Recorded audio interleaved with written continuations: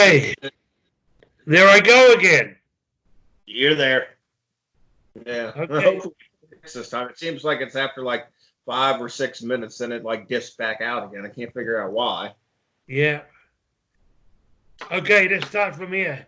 Then you saw me, I was Sweet William, and I had a female valet and all that. The people loved her because she was a good looking bitch and that, and I used to treat her like dirt. You know, she'd come in the ring and that, and open the ropes, and I used to push her around, and then get her to spray me. I had long hair on my shoulders, and I used to have hair clips in it and that, and get her to take the hair clips out and all that BS and that. And Uh, she pulled my hair, I'd give her a whack, and the people would boo because I got my heat. I was getting heat already because I was treating my valet like shit. right. Yeah, so that was the start of Sweet William, and I worked with gorgeous Teddy Williams. Then I first went to Australia for the guy that owned WCW, Jim Barnett. He was the guy that got Ted Turner to put uh, wrestling up in the sky on the up on the sky. You know, what's the cable? Yeah. You know, TBS, Ted Turner, Yeah, the TBS, super station. Yes. CNN, up on the satellite. Sorry, not the Right. cable, the satellite. This guy, Jim Barnett, was very smart with the business. He'd come down to run Australia in '65, and I started going over there, and he changed my name to Sweet William, which was better, you know, instead of gorgeous Teddy Williams, and that's how I got that handle. And then '66, Butch started an our promotion. You know, my cousin, he was Brutal Bob Miller. Hmm. He'd been playing rugby till then, he'd had his ankles broken and all the rest of the stuff, and he started wrestling and that with us, but he was much heavier than me. By now I was putting weight on, but he was in the 220, something like that then at that time, and by 70. And I was working tags with him. And I was around 185, and he was 220. You know, there's about 20 pound difference. You know what I mean? And Hmm. that, and then 220. 1969 was our first trip. We'd been both in Australia, and Butch went to Japan for the first show of Tony Inoki. I think it was 1970, and I was up in Singapore working for the promoter in Singapore. And Butch came back down from Singapore, and then we tagged up, and we worked Malaya and Asia. That's how it was called. They were fight. The government was fighting then, and there was a war going on, and there was a 5 o'clock curfew. As soon as you left Singapore, you go over to Kuala Lumpur, and then you drive up through the jungle. You could hear the guns fighting. We used to drive from Kuala Lumpur, work Kuala Lumpur, and then drive up to Penang, and you could hear rat-a-tat-tat in the jungle and that. Holy It was shit, damn. crazy, crazy times, but we were high, and we didn't give a f. We didn't give a fuck, and we go up to Penang and work up there. Those days there'd be 3 day tournament Singapore, then we go to Kuala Lumpur for 1 day, then go up to Penang for a 3 day tournament. You know, next day. Then work against different guys each night, and then the last day you have the finals. You know what I mean? Right. That's Maybe when y'all four. were the Kiwis, right? Yeah. Well, we were just we were just saying Sweet William and brutal Okay. Bob Miller. He Okay. wasn't Okay. Bush Miller, yeah. He was brutal Bob Miller and Sweet William. I led him around on a collar and chain. He was crazy. Right. Going wild with his hands and I drive through during the day, I'd lead him through the markets, and everyone leading through my he'd be go wild and knocking over fruit stands and all that. This is how we drew money for the big stadiums at night. Hmm. These were big stadiums, you know what I mean? Oh, 40,000. And that, and wrestling had only come like there once a year, if that. And we had to draw television ads, public go through the markets in the daytime, and all that BS. So we were working up there, and it was a different way of life. Especially we were living in Singapore for about 3 months, and at night we go down if we weren't working, and that we'd go downtown to Boogie Street, and that during the day it was a market. At night it was closed down, and tables were all throughout the street, and different guys were they were working with the tourists. Singapore Hmm. was a big tourist town. They put tables out, and you sit down at the table, and they'd serve you beer. You just tell them what they want, and they'd run to the bars or the food places on the street, and they'd get the different food for you. They'd have a menu from all the different restaurants. Plus, they had a menu for women and all that sort of stuff too, and Hmm. menu for the lady boys, the whole shoe down. Shabuk. You Right. could get You get anything. the full Happy Meal. We get you. Yeah, the full Happy Meal. Yeah, the sauna places, the movie places, the live shows, everything. It was wild. We were living, Butch and me were living for $100 a week, food, everything, and washing our clothes. We go to bed at night. The maid would have our clothes washed in the morning. We had an apartment overlooking the harbour, and we live in the life. Hmm. And then we came back to New Zealand for a short time, and we said that we've done everything here, and we'd got wrestling magazines and worked for Jim Barnett in Australia, and we said the next move we had to get out of. So the New Zealand promoter talked to the Vashons, Hmm. and they brought us over to North America. Now Morris Vachon, Mad Dog Vachon was well known in the 60s and 70s and to the early 80s, finished in the early 80s, and Butcher was too. Butcher for Sean got married in the WWF ring. It was Hmm. televised when the dad had WWF. You know what I mean? Hmm. It was while we come over to the Vachons. They owned a territory in Montreal called Grand Prix. And, in the late 60s, Andre the Giant or Gene Ferree had come to New Zealand, and Butch and me had worked with him. He was there. And by then, it's 90, in New Zealand, going back to 96, 97, New Zealand was running 6 to 7 days a week. When I started, it ran like I told you, when a star come. But by 96, 97, a guy would come in full time for 4 to 6 months. And are you there, mate? Yes, I'm still A here. guy was there coming, a star would come in for 4 to 6 months and work there, and we'd run 6 or 7 days a week. So we'd work with Gene Ferree. If every night he was partnered with the Giant, and Butch and me, or Brutal Bob then, but anyhow Butch Miller. We would work with the Giant every night. And then going to Australia, we worked with the likes of a lot of the stars and that. And then of course we worked with Peter Maivia. Peter Maivia is the Rock. The Rock's a grandfather. Rocky Hmm. Johnson's father-in-law. We worked with him, the great High Chief Peter Maivia, all over Australia. Butch worked with him up in Samoa for the 10th anniversary, and we worked with him in Australia. And I'd worked with him. Plus, we'd worked with Killer Kowalski, who trained China, Triple H, Hunter Hursley, a big name. Killer Kowalski was a big name in Hmm. Madison Square Gardens in the 60s and the 70s. He sold out that place, for years Hmm. for Vince McMahon's dad. Anyhow, we knew them. So when we came over to the Grand Prix, the Giant was the top baby face, the good guy, and Killer Kowalski was the top heel. So they took Hmm. care of us from day one. And after the promoters saw me and Butch working and me leading Butch around with a chain, all of a sudden on the third town, each town had a couple of main events. So we would, in the big towns, we'd be the third main event, down the card, and in the smaller towns, we'd be the second main event. When we first come in there. and then that's how we got taken care of. And we worked with Edward Caponte, the Flying Frenchman, who'd worked in MSG, Madison Square Gardens.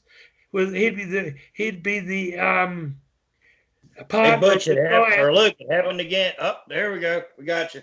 Keep going. Yeah, the Flying Frenchman, Edward Carpentier, he would be partners with the Giant against me and Butch, working every night around the territory, and would work with the Vachons too. Maurice Vachon, and who was a heel everywhere. Back in Quebec, he was a big baby face with his brother, because he was a Frenchman. And the Vachons and Carpentier owned the territory. And of course, when they bought Jean Ferrier, that's when Andre the Giant, that's when it exploded, and hence the 3 towns a night. Are you there, mate? Yeah, we're here. We're here. Can you hear us? I see you again. Yeah, hence the 3 towns a night. For situations like that, you just cut them out and you butt them together again. I'll start, if it happens again. Right. So then we worked there for 18 months, mate. And that was a different territory. They were wild. The Hollywood Blondes were there. Dale Roberts, or Buddy Roberts, well known, and Jerry Brown. They were well known in the States for ribs.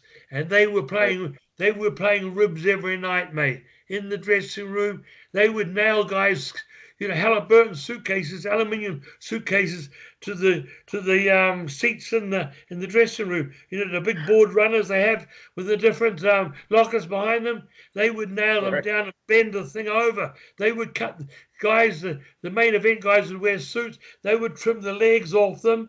So when they put them on or put their underpants on, they'd have icy hot in their underpants. They just played heavy ribs every night. You know what I mean? Right. We went to their home one night before the show, and they lived 6 stories on Maisonneuve Avenue, which was parallel to the main street down Montreal, Saint Catherine's. And there they would throw stuff out there. There was 3 rows of traffic each way. And at 5 o'clock, the traffic was heavy. They'd throw a dining room chair out and laugh as it bounced off off the roofs of cars. These are the sort of ribs they play. They didn't give a fuck. You know what I mean? Right. They'd put hitchhikers up, and they would pull their John Thomases out and start playing with them in front of hitchhikers, scare them to death. You know what I mean? Start playing with each other's John Thomases. They were wild. Wow. Hey, Luke, in all your time, you're talking about ribs. Who is probably the best ribber that you've ever been around in the business? Oh, well, I can tell you some real heavy ribs later when later on in life. But I can tell you one right now between Greg Valentine's father, Johnny Valentine, who was a big ribber too, and Jay York. One night, Jay York was working, I think it may have been in California. This was told to me. So this is a third party, but it's well known. Jay York has got asthma, and every night he comes back to the ring, he has to get his inhaler and suck. This night, fucking John Valentine put ether alcohol into his inhaler. Comes out of the fucking ring. He gets his inhaler, sucks it in, and knocks him flat down. You know what I mean? It knocks him out. He's out cold. And I don't know, he came to and blah, blah, blah. I hear next night or the following next night, he's waiting in his car for Greg's dad, Johnny Valentine, to arrive. Johnny Valentine hops out the back of the car, and he's got a Halliburton. Everyone had Halliburton cases those days, this size, 26 inches, 30 inches by 2 foot. And they'd carry their boots and their gear and that, you know what I mean? And the overnight kit and the towel. for the town. It's a change. Fucking Jay York, Johnny Valentine got out and had a bag in his hand, walking to the ring. Johnny Valentine got out with a shotgun, went right up to him and blew that fucking bag right out of his hand. Now that's heavy. Wow. That's a heavy rib, right? Right. That's heavy ribs, and that the other Hollywood Blondes played ribs all the time.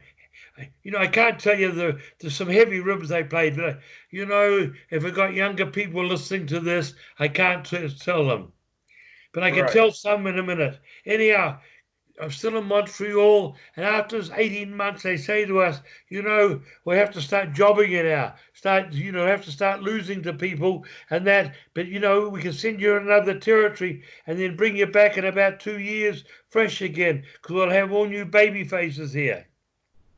So we left. They said, we're going to book you into Stampede Wrestling. Now, we'd never heard of Stampede. We never heard of the owner, the notorious owner, Stu Hart, and the dungeon. Yeah. Hence, the hop on the plane. We arrived there. They tell us to stay at the hotel. It was the Regis Hotel downtown. They said we're going to deal there. The boys stay there by the month. So we got adjoining room, a bathroom between both of our rooms. There was an old tub in it. We had door locks, so we went in and locked our door. And we used it. Butch was on one side, I was the other side. First night we go to work. We worked in the fairgrounds. Now there was two arenas. There was a pavilion where they sold cattle, and they sold horses in the pavilion. It held about 3,000 people. That was run every Friday night, and that was wrestling was taped out of there and played Saturday morning. There was another arena called the arena in there, and I forget what it was called. It only held 8,000. I had a brain fart. It held about 8,000. But Stu would run that 3 times a year. He'd run on Friday in the pavilion and would come back on a Sunday and work the Sunday there in the other building. Now that building now has been changed and a bigger one's been built in its place, and it's called the Saddle Dome, where WWF does fucking pay-per-views out of. Right. It holds 20,000. Anyhow, this weekend is our first weekend there. We're working in the ring against the champions. The booker is I'll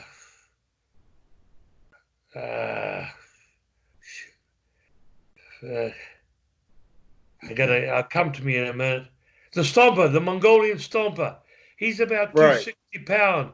Abdullah's in the territory. Fucking John Quinn's in the territory. Abdullah's 3. Okay. Abdullah's in the territory. John Quinn. Abdullah's around 350. John Quinn's around 300, 5'10". 6'10". Maybe 310. And that 310, 315. We're looking like, we're now I'm 220 and Butch is about 240, 235. And we're small heels in the territory compared to the main ones. And we're working against the champions that night. They were around about 220, 230 each. Who was the champions at that time? Who the champions? Was it the Hart brothers or? No, the Harts were kids then. The oldest one was Smith Hart and Bruce. They were 18 and 19. All right, so they were just. Brett was 12. Owen was 10. Brett was 13. Owen was 10 or 11. And there was different people. There was other ones between Brett and Owen. Yeah, I know, but I'm a big fan of the Hart family. So, Percy Pringle, and he was a champion here. Percy Pringle and someone else. Anyhow, we had to get DQ'd in the match, and I think we had a flagpole. We carried the New Zealand flag. By now we're the Kiwis. When we went into Canada, we became the Kiwis, and they changed Brute. They changed Brutal Bob Miller from Brute to Butch Miller, Butch Miller, Crazy Butch Miller, because Brute Barnard had already been in Canada he was there when we were in Montreal working the big shows, and that he was in Vancouver. Well, going back too, we worked at the time for Grand Prix. We worked the biggest show in North America at the time, 30,000 in 1972 in the stadium where they had the Olympic Games in the 60s. Right. And that drew 30,000 people. They did the old story with Yukon Eric lost his ear. Well, they did it between Killer Kowalski and Mad Dog Vachon. Killer Kowalski had come off the ring and hit Mad Dog's ear, and Mad Dog had gashed his ear. The blood came out, and his ear was sort of hanging. And that's what drew the money in that ballpark. And we were we were the third main event in that, or fourth main event in that show. They flew people in from all over the country. So that was well known. That was the biggest show in North America at that time. Anyhow, jumping back into Stu's territory, the first night we got DQ'd and we're beating up the tag team and all that sort of stuff. You know, and they were bleeding, and that next minute these kids were thrown in the ring. Now, I didn't know who these kids were. And the guy who was throwing them in, we knew, and he was saying to us, beat them up, champ, beat them up, champs. So we put the beat to the kids. There was 3 or 4 of them. 2 of them were bleeding. And 2 of them were bleeding. So now you know, I mentioned who was in the territory. Now you know who fed them in the ring. Abdullah the Butcher. He says, put the boot to them. So we put the boots in. When we left that ring, there were 6 people lying in that ring, 4 kids and the 2 champions. We walked back, and we hadn't met Stu yet. When we came back to the dressing room, as we went to walk down the hallway to our dressing room, Stu said, "What the fuck were you doing in there? They're my kids." And then we knew, then we said, sorry, mate. But he says, "Yeah, well, I'm the promoter here." And then we were told that. Then we knew that was Stu Hart. And all of a sudden, that weekend, we learned about the dungeon and all the BS. And then on Saturday night, we worked Edmonton, which was 200 miles away, and that tape never saw. Saturday morning, they ran that show that us beat up the kids and all that. That was showing in Calgary. But Edmonton was bicycled till the following week. You understand what a bicycle was? They didn't have cable TV. You know, you made tapes and sent around the territory to the following week. So all the other towns were 1 week behind Calgary. Do you understand? Right. Yeah. It was Betamax, and they were sent a week later. So, there was no cable TV, and of course there's no satellite. I've lost you again. Lost you. Yeah, we're having technical errors. You're back. There we are. Satellite TV never come to 75. Now this was 73, and there was no cable either then, so the tapes were bicycled. Anyhow, Sunday we came back in the other arena. I still had a brain fart. I can't think of anyhow, which is the Saddledome now, but it only had 8,000 then, and they've flown in some people for it. And Abdullah was against the champion, and John Quinn was against someone else. They'd flown in names, and it was a big show. And that night we worked against the champions for the belts. When we walked out to the ring, people were throwing stuff at us. We had heat with all the fans there, but we didn't have drawing heat. You know, this was our first night seen off television. It was back in the same town we worked on Friday in the same fairgrounds, but it was a bigger crowd, of course, and that was our first introduction. The first introduction to this Grand Prix wrestling. Now in that territory, the fucking kids were even the two older brothers, Brett and Owen were babies then, but Smith and Bruce, and there was a kid named Dean who died from a liver later, and that who was bringing cars in bringing cars in from I was going to say Hawaii. He was bringing cars in and putting stuff in. I shouldn't say this, but putting stuff in the wheels and that. You know, bringing stuff in from Hawaii illegally into Canada. Right. Cars and that. He was one of the Hearts. He was doing that at 21 years of age.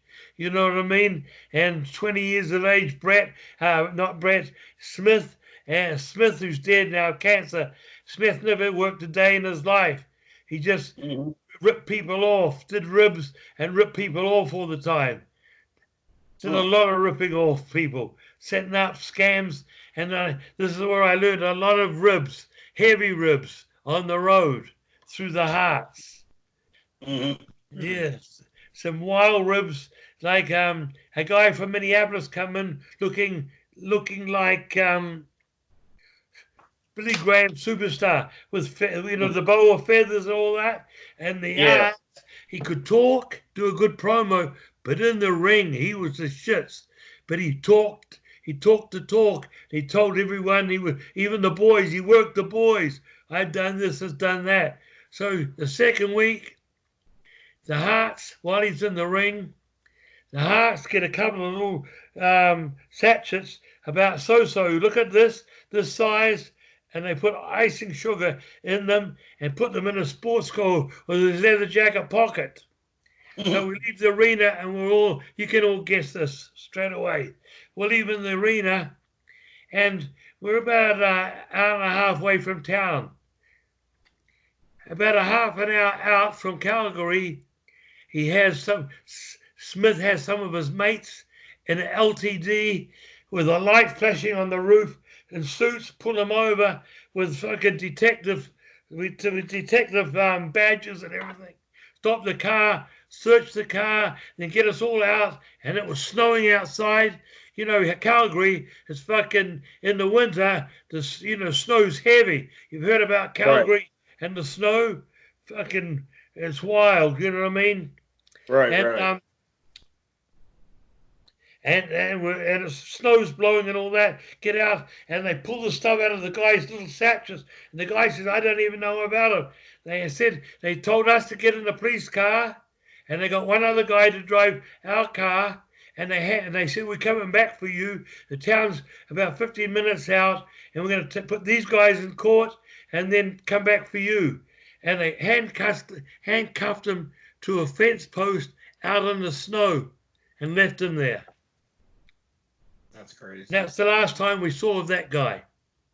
They never came back, of course. Left him. You know, we got down the road. We got our car, hopped in the car, drove home. Left him handcuffed to a fence post side of the road. He must have got someone to get him off the fence and that. And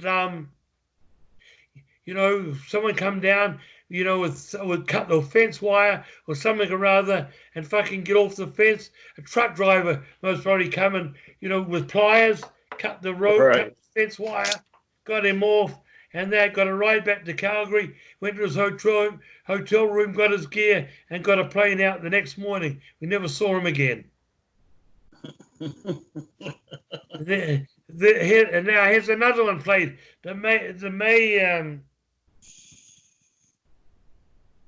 Oh, shit. This is a well-known prank. Everyone's played this, and the Hearts were good at playing it. Same with the guy with the big mouth coming in the territory, blah, blah, blah. On the way home, they'd say, 30 miles out, you still got me? Yes, yes. 30 miles out, the guy had a big mouth and was shooting the shit.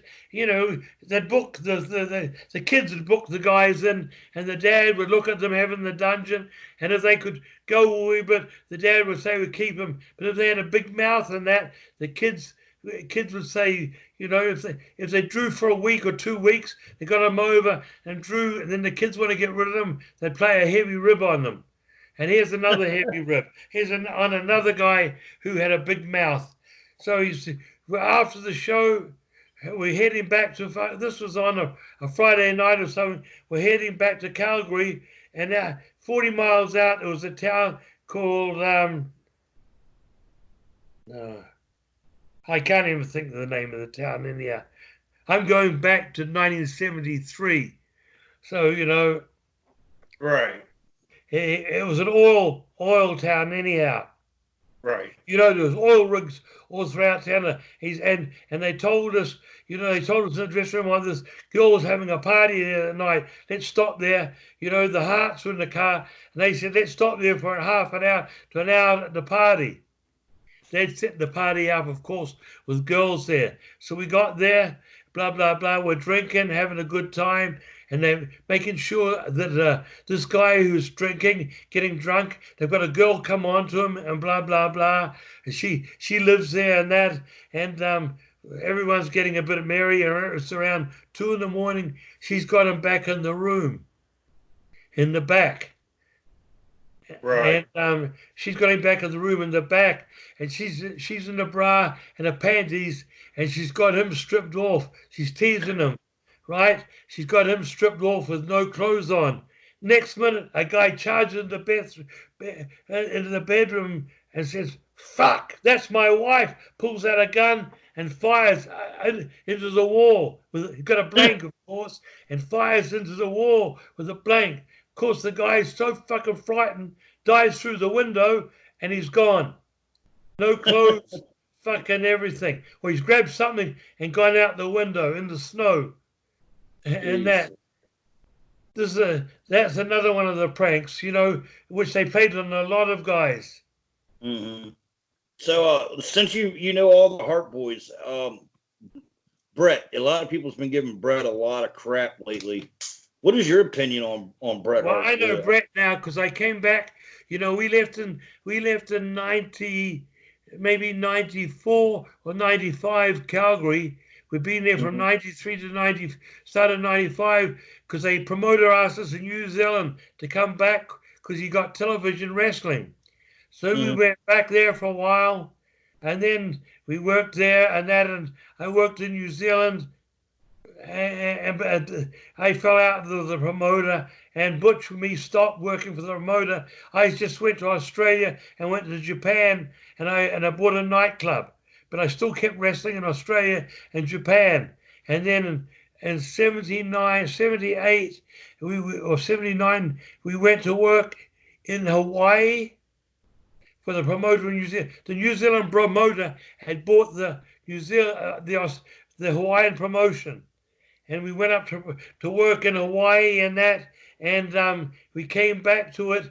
And we went there and we went up to Japan, working in Japan, and Hawaii wasn't doing good, and that, and in Hawaii we met Roddy Piper, and Roddy Piper said, he said, "Fuck, we're short of a tag team in Oregon." He says, "Fuck, I'm going to ring the promotion up." We told Roddy we wanted to get off out of Hawaii.